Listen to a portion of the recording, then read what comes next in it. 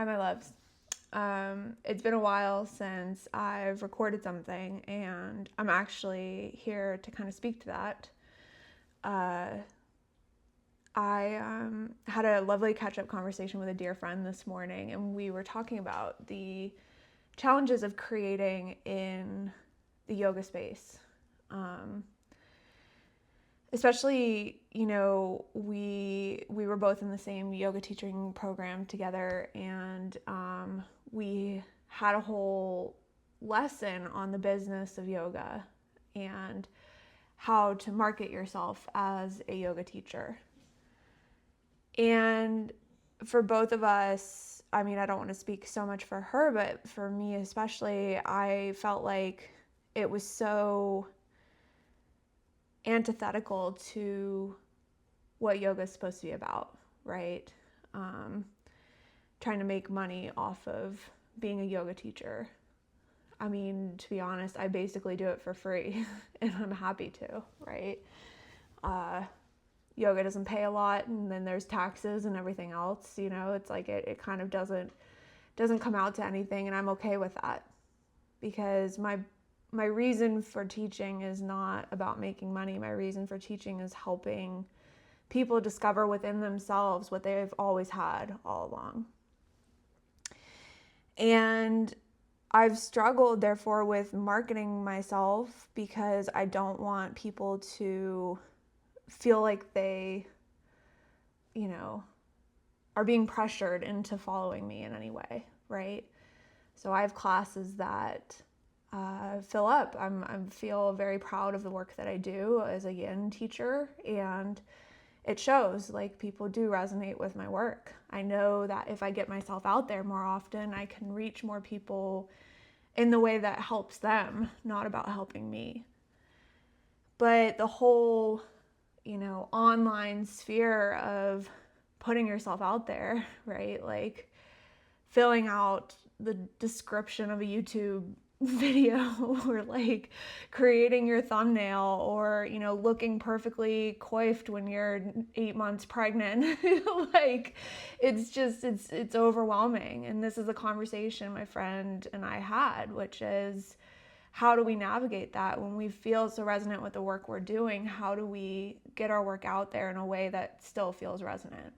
And she said something that I just absolutely loved, which is maybe we just go back to the basics, right?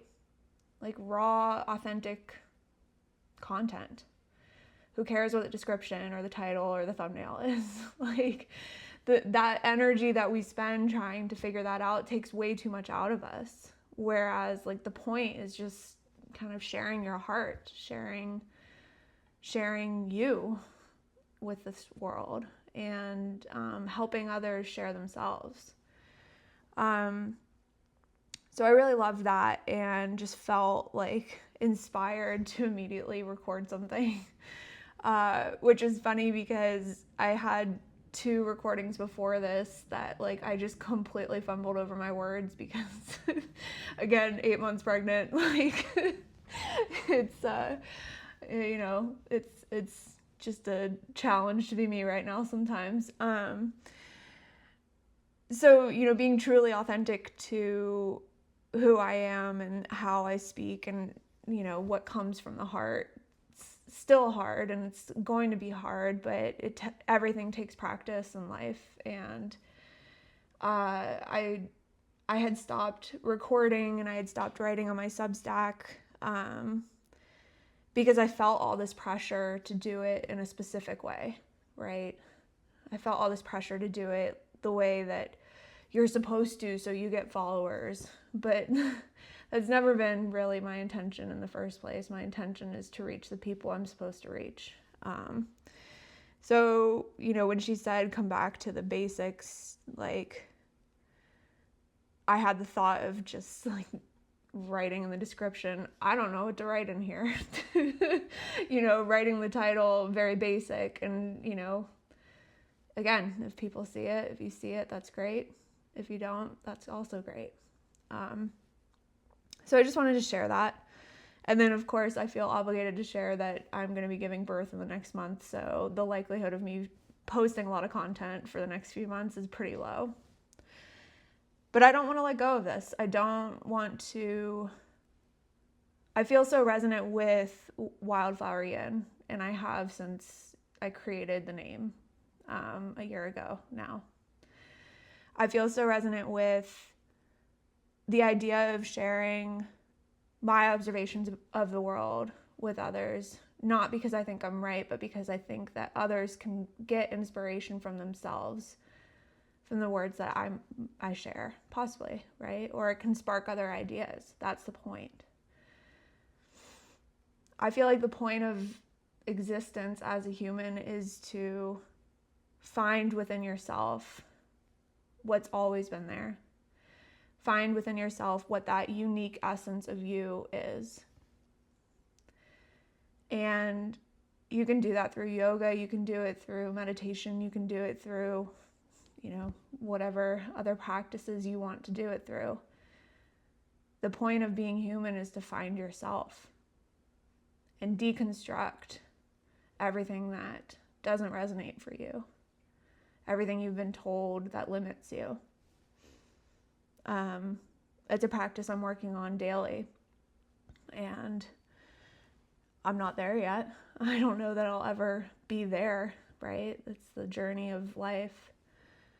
But the moments that I've had that spark of knowing, the moments that I've had that inspiration, that creativity come to me, a lot of it's been through yoga for me.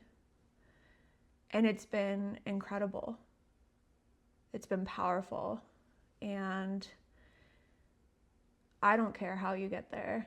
I don't care if it's through my words, through anyone else's. I just care that you get there, that you have those moments yourself, because the more people in this world that have moments like that, for fear of sounding like a Miss American pageant, but I think this world will be a better place. The more we tap into our hearts, our unique essence, and we tap into what truly resonates for us, the path that truly feels right for us, regardless of what others say. It's not about being selfish, it's about being true to yourself, right? The words from Simba, the Lion King, have come to mind a lot for me over this past week. Remember who you are. Remember who you are. You are unique, and you are here to show this world what the beauty of you is. And I'm going to stop limiting myself because I get intimidated by all the details of social media. That's my challenge to myself. And my challenge to you is figure out what your creativity is and follow that. So thank you to my friend Connie. She has her own page, Heartfluent. I highly recommend keeping an eye out. I'm hoping she gets some creativity going there as well, because she's just a beautiful soul. And thank you. I'll see you whenever the next time is. Much love.